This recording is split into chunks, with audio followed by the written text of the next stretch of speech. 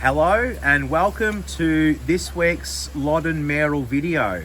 I've taken a couple of weeks off since the trip to Canberra. We've been on school holidays and I hope everyone who had a little break over the past fortnight had a safe and happy trip. If you ventured out, we've had a lot of rain over the past fortnight, so making those trips were a little bit of a struggle with a lot of water across roads, and there still is a lot of water across roads, so I do urge you to still please be safe on the roads. And once again, don't drive through those flooded roads. There can be lots of dangers lying underneath the surface, but the water is moving quickly. We've had some localized rain and there's some runoff still occurring, but things are drying up, relatively quickly.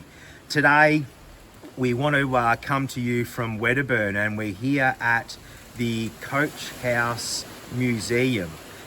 This is a great volunteer-run facility that really depicts a snapshot of Wedderburn's history and Loddon's history too, to that matter, in this great venue. And venues like these, iconic venues like the Coach House, one of the venues that will feature in this upcoming Loddon Valley Arts Trail that'll be happening in October. So venues like this and many others around Loddon Shire will feature in that very successful arts trail. This is a few years in now, and it has really become one of those key attractions on the calendar in October across Loddon Shire.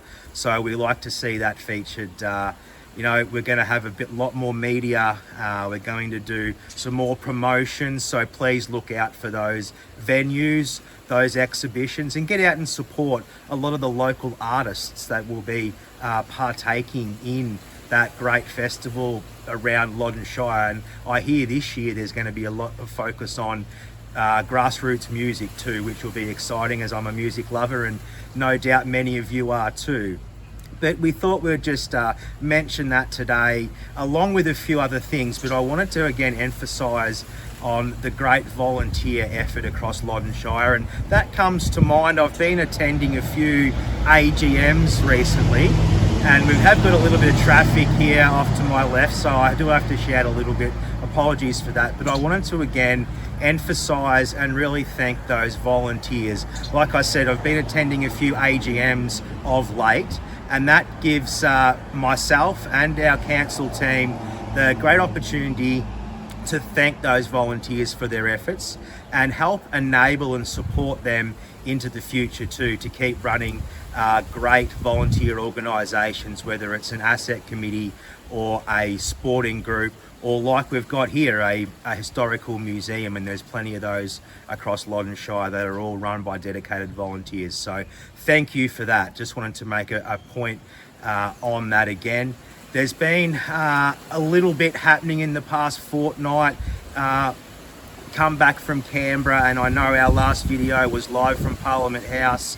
That was a very important trip to Canberra for Loddon's point of view. We really got our point across in those meetings that we had with ministers, advisors, and key people in a lot of those topics we've been talking about across Loddon, whether it's Murray-Darling Basin, VNI West, renewable energy zones.